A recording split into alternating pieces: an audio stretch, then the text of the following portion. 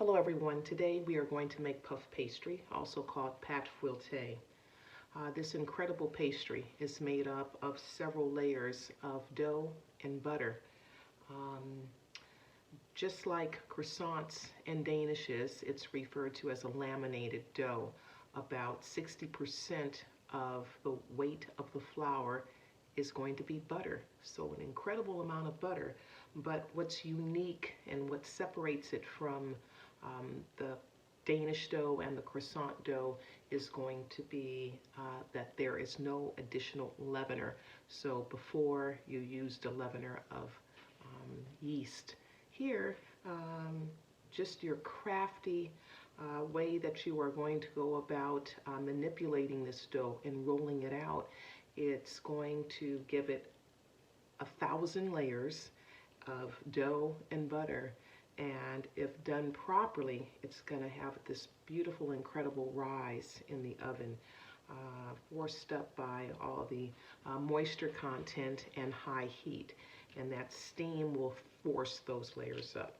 So there are two components to preparing this dough, just like the Danish and croissant dough, and that is going to be your dough, called the detrempe, as well as your butter block. So we're going to start off with the dough, and I have 16 ounces of flour,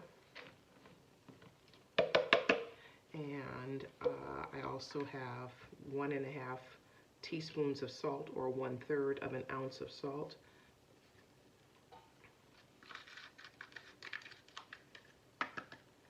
And I am going to form a well in the center. You can do this on the countertop if you like. I don't have a flat surface here because my countertop is tiled. So I am going to do this in a bowl. In the center, you're going to place 8 ounces of water, or a cup of water, along with 2.5 ounces of melted butter. And now I'm going to draw in the interior of this mound of flour towards the center.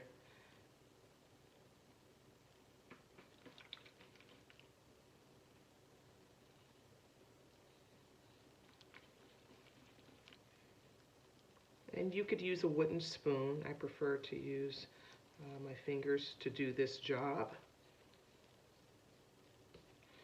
And what I'm going to do is quickly form a rough dough, and I'm going to give it just enough kneading to make it smooth.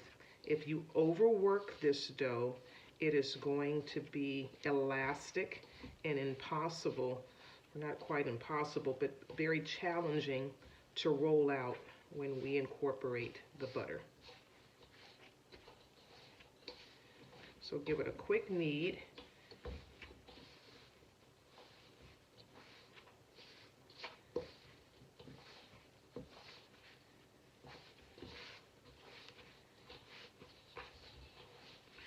I'm using bread flour, by the way. You could use all-purpose.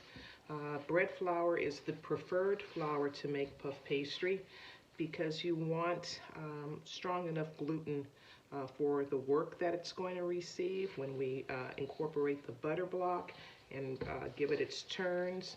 And also you want something that's going to be sturdy enough so that it's going to be delicate, and at the same time it's got some sturdiness to it. So the bread flour provides that. Provides those characteristics of this dough. So now I have a dough.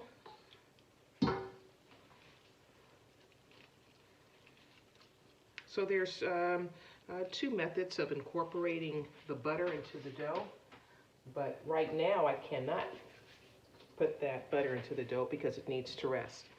So I'm going to show you a method of where the butter is going to be smeared in, or I'm going to place an actual block of butter, and we're going to give it a fourfold method.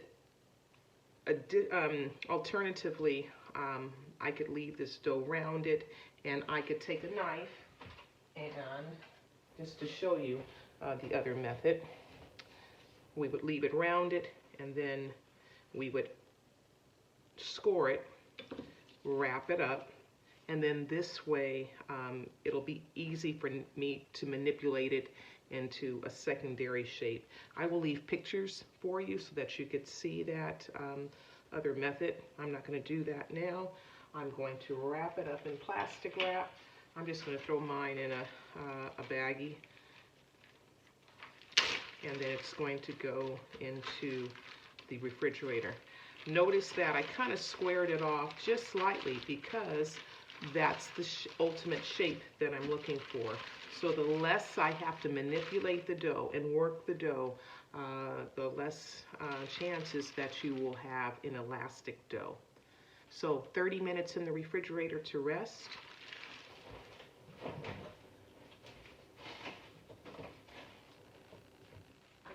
Resting the gluten. In the meantime, you'll form a butter block. So this one is kind of firm right now. I do want it to maintain a temperature that is similar to the dough. So right now this would be too hard to use. I just sliced up my butter and I pounded it out in between plastic, and then I rolled it out until I got about the shape that you see here, which is a rectangular shape. And then I can tell you exactly the dimensions of this one, which was I would say about 8 by 6 inches. So 8 inches in length, and then the width is 6 inches. Wrap it up in plastic, throw it in the fridge, but I'm going to take it out now because it's super cold and hard, because I did this ahead of time. And if the dough is very, very hard, it could rip holes into your dough. So we'll return to this project once our dough has rested in the refrigerator.